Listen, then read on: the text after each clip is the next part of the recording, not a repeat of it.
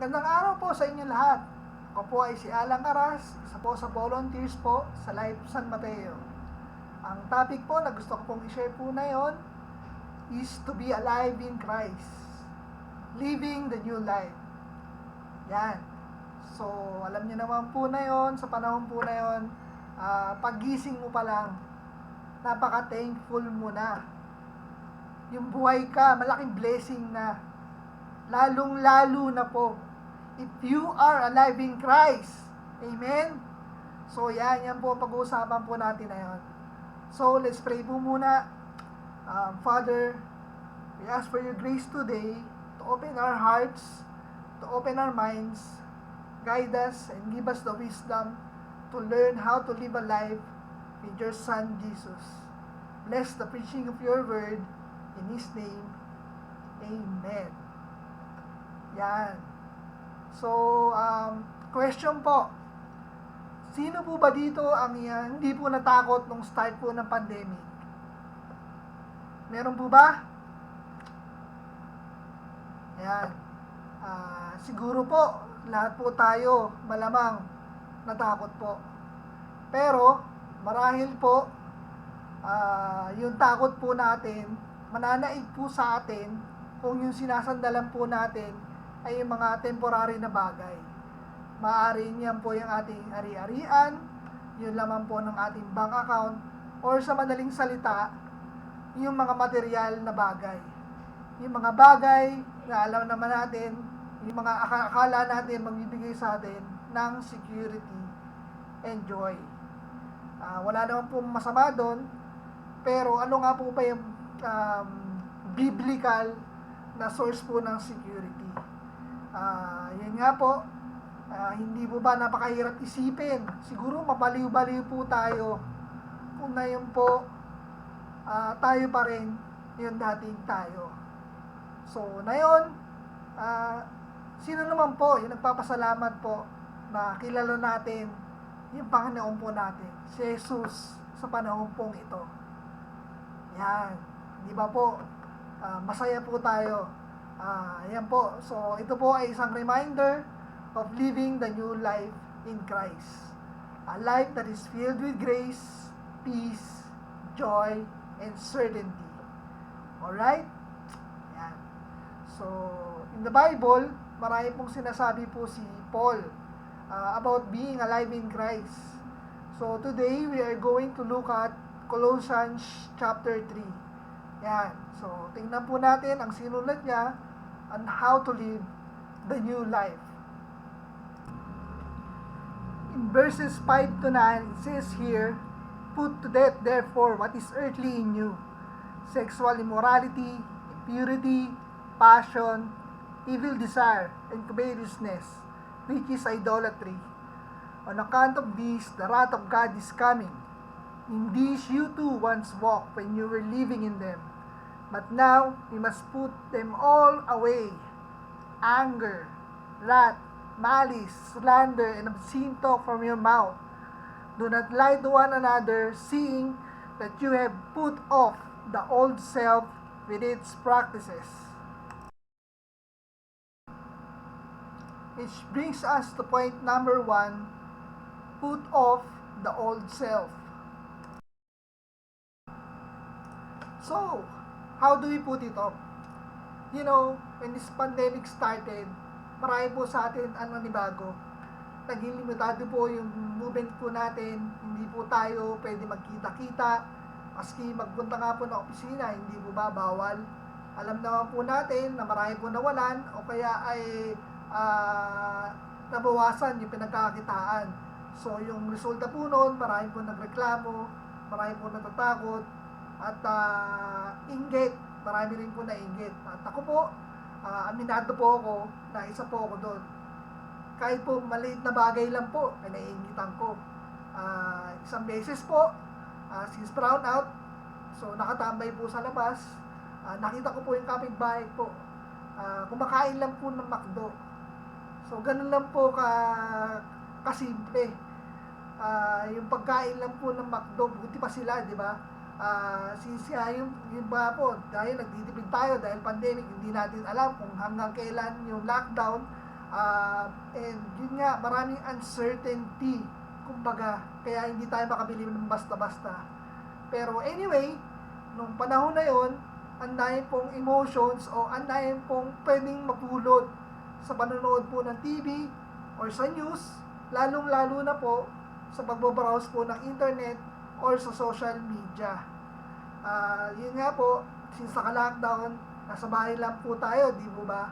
So, very limited lang po yung connection natin sa mundo. Pero yun nga po, dahil po matigas po ang ulo po natin, kahit na po pinaliit na po ng Diyos yung mundo po natin, doon pa rin po tayo bumabalik minsan. Doon pa rin po tayo nagpo-focus, di po ba? And sa verse 5 po, basahin po natin ulit po yung sinabi po ni Paul. Sabi po niya, put to death what is earthly. Yan. Nire-remind po tayo dyan to put to death. Napaka-strong po na word. Para po talagang itigil natin, i-deny natin, umiwas tayo on what is earthly in us. Kasi nga po, what is earthly in us? Ano nga po ba yung what is earthly? Isa-isahin po natin. Sexual immorality, impurity, passion, evil desire, covetousness, anger, wrath, malice, slander, obscene talk, lies. Yan pong mga yan, binabalik po tayo sa dating tayo. Yung dating tayo na vulnerable and accountable to the wrath of God. So yan, pag bumabalik po tayo doon, nawawalan po ng saysay yung pagka-need natin ng Savior. Which brings us to point number 2, put on the new self. In verses 10 to 16, it says here, and put on the new self, which is being renewed in knowledge of the image of its Creator. Here, there is not Greek and Jew, circumcised and uncircumcised, barbarian, Scythian, slave, free, but Christ is all and in all. Put on then as God's chosen ones, holy and beloved, compassionate hearts, kindness, humility, meekness, and patience, bearing with one another, and if one has a complaint against another, forgiving each other as the Lord has forgiven you, so you also must forgive. And above all this, put on love, which binds everything together in perfect harmony. And let the peace of Christ rule in your hearts, to which indeed you were called in one body, and be thankful. Let the word of Christ dwell in you richly, teaching and admonishing one another in all wisdom, singing psalms and hymns and spiritual songs with thankfulness in your hearts to God. Yan. This is how Paul exhorts us on how to put on the new self. Parang damit lang po, no? Nanonood po ba kayo ng UFC? May rep po kasi doon eh. Si Big John. Bago po mag-start po yung laban, ang sinasabi po niya, let's get it on! Yan. Tapos, so start na lalaban. Pero dito po, ang sabi po dito, let's put it on! So, everyday po kasi, di ba, may laban po tayo. We have to fight the good fight. So, yun. So, in verse 10, it says that we should be renewed in knowledge after the image of its Creator. So, yung renewed in knowledge, yan po, ang meaning po niyan, we should always be hungry to read and be transformed by God's Word. Kasi nga po, habang binabasa po natin yung salita niya, kapag kinikilala po natin siya, para niya po tayong nilalagyan po ng tapao. Alam niyo po yun, yung tapao, yung nilalagay po sa kabayo para hindi po lumihis ng landas. Sabi nga po sa Bible, so that we will not go to the left or to the right, but rather in a straight path. Because if we walk to a straight path, nagiging parang image po tayo ng Creator po natin. Yun po, yung sa Genesis po, di ba? Para naalala po natin, we are created in His image. Pero, New Testament na po tayo, so we should be Christ-like, the second Adam. Sa verse 11 po, sabi po, here there is not Greek and Jew, circumcised and uncircumcised, barbarians, Scythian, slave free, but Christ is all and in all. So, diyan, parang niya rin po sinabi, there is no dilawan, no DDS, no Trump, no Biden supporter. Christ is all in all, kasi nga po, yung wall nagsiseparate po sa atin, which is sin, is taken down by Jesus, by the power of the cross. And basahin po natin ulit yung verses 12 to 16. Put on then as God's chosen ones, holy and beloved, compassionate hearts, kindness, humility, meekness, and patience, bearing with one another, and if one has a complaint against another, forgiving each other as the Lord has forgiven you, so you also must forgive. And above all this, put on love, which binds everything together in perfect harmony. And let the peace of Christ rule in your hearts, to which indeed you were called in one body, and be thankful. Let the word of Christ dwell in you richly, teaching and admonishing one another in all wisdom, singing psalms and hymns and spiritual songs with thankfulness in your hearts to God. Yan. So, how many of you are grateful here today na nandito po tayo sa life? How many are grateful for the church? Hindi po ba, kung isa-isahin po natin yung mga sinabi po doon ni Paul, yan po yung makikita po natin, yan po yung mararamdaman po natin sa church. Lalong-lalaw na po yung love, yung pagiging close po natin, hindi po ba mas solid po yung samahan po natin na yon, encouraging one another, bringing peace, reminding each other of the Lord, every life group, teaching one another, praying for one another, sama-samang pag-worship, sama-samang pasasalamat. So ako po talaga, we lift each other up. So na-appreciate ko po talaga yung church, ibang tao, yung source po ng pagmamahal, inspiration and encouragement. So thank you, and nakakain nga po, it's really contagious. So I really thank God for the church, and hindi lang po ito sa church, kundi yun nga po, para po, yun nga po sinabi po ni Jesus sa prayer po niya, to bring heaven on earth. He needs us to be the salt and light. So as I end, kung sa point number 1 po, what is earthly brings us back to our old self. What is heavenly naman po raises up to our new self. So let me encourage you with these heavenly verses from verse 1 to 4.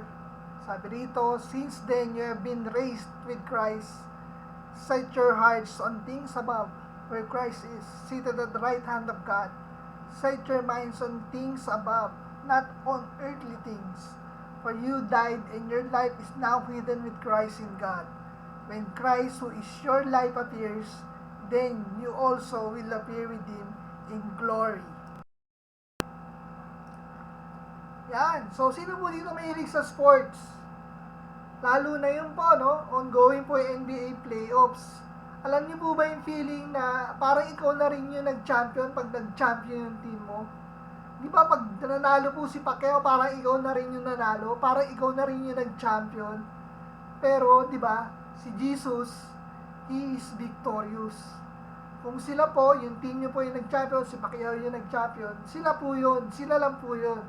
Pero si Jesus, since He is victorious, He won against death, and since He is victorious, sabi po sa verse 1, we are also victorious. We have been raised with Him, seated at the right hand of God. Ang galing, that's certainty. And we are guaranteed. So let us be reminded to set our minds on things that are heavenly and not earthly. In verse 3, sabi po doon, we are hidden with Christ in God. we are already set apart. Our names are already written above. And sabi sa verse 4 po, when Christ, sabi po dito, when Christ, who is life, also appears, then you will also appear with Him in glory. Wow! What an encouragement. Hindi lang po niya tayo kasama, pero damay din po niya tayo sa kanyang glory. Wow, mapapa-thank you Lord ka talaga, mapapa-praise God ka talaga sa lupit po ni Jesus. Hindi po ba? So, I would like to end with the last verse from John 10, verse 10. Sabi po rito, the thief comes only to steal and kill and destroy. I have come that they may have life and have it to the full. I'm sure yan po yung hope po natin. To have a life that is full, being contented, lacking nothing, seeking His kingdom, believing that all our needs will be supplied, a life that is alive in Christ. So, manalangin po tayo. Father, we thank you for reminding us of what it's like to be alive in Christ. We thank you for giving us your only Son. I lift you up, every person today, that everyone would not be choked up by the needs and care of this world, but rather for us to overflow with your love and blessings. We ask, Father, to give us the grace to renew our lives every day. Give us eyes to see and ears to hear of what your good, pleasing, and perfect will for us. Let your words be rooted in us to manifest Jesus. Let your image be our image every day. Let us experience the life hidden with Christ, full of grace, full of truth, full of life. This we all ask in Jesus' name. Amen. Okay. So, din na po nag-e-end. So, the Lord bless you and keep you, and may His face shine upon you all the days of your life. Amen. See you, and thank you po.